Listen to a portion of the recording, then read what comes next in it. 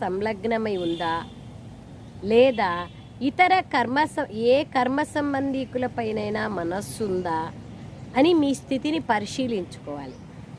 అంతే కదా, పరిశీలన చేసుకుంటేనే పరివర్తన అవుతుంది. అందుకోసం బాబా పైన ఉందా లేదా ఇంక వేరే మిత్ర సంబంధికుల పైన ఉందా ప్రశ్న. మీ కళ్యాణం చేసుకునేందుకు ఏ రెండు విషయాల చార్టుని రోజు పరిశీలించుకోవాలి? జవాబు: యోగము మరియు నడవడిక. ఈ రెండింటి చార్టును ప్రతిరోజు పరిశీలించుకోండి. నా వల్ల ఏ డిస్సర్వీస్ జరగడం లేదు కదా అని స్వయాన్ని పరిశీలించుకోండి. నేను బాబాను ఎంతవరకు స్మృతి చేస్తున్నాను, నా సమయమును ఏ విధంగా సఫలం చేసుకుంటున్నాను, నేను ఇతరులని చూడడం లేదు కదా, ఇతరుల నామరూపాలలో నా మనస్సు చిక్కుకోలేదు కదా అని సదా మీ యొక్క మనస్సుని మీరు ప్రశ్నించుకోవాలి.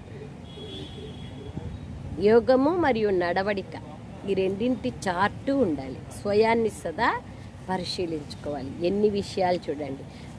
నా మనస్సు ఒక బాబా పైనే ఉందా, తర్వాత నేను ఎంతవరకు బాబాను స్మృతి చేస్తున్నాను, నా సమయం ఎంత సఫలం చేసుకుంటున్నాను, నేను ఇతరులను చూడడం లేదు కదా, ఇతరుల నామరూపాలలో నా మనస్సు చిక్కుకోలేదు కదా అని పరిశీలించుకోండి.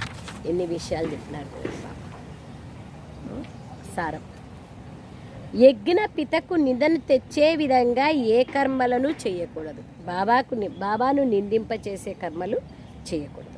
బాబా ద్వారా లభించిన సత్యమైన బుద్ధి ద్వారా శ్రేష్టమైన కర్మలనే చేయాలి. ఎవరికి దుఃఖాన్ని ఇవ్వకూడదు. సెకండ్ పాయింట్: వ్యర్థమైన తప్పుడు సమాచారాల గురించి ఒకరినొకరు అడగకూడదు. పరస్పరం జ్ఞాన విషయాలనే చర్చించుకోవాలి. అబద్ధము, అల్లర, విడదీసే స్వభావము మొదలైన ఈ విషయాలను వదిలి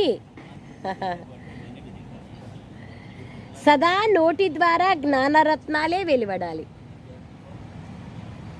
అసురీ విషయాలను వినకూడదు, వినిపించకూడదు. వరదానం: పంచవికారాలనే శత్రువుని పరివర్తన చేసుకొని సహయోగిగా మార్చుకునే మాయాజీత్ జగజ్జీత్గా కండి. పంచవికారాలను మీరు పరివర్తన చేసుకోండి, మాయాజీత్ జగజ్జీత్గా కండి. స్లోగన్: అసలైన బంగారంలో నాది అన్న భావం కల్తీ.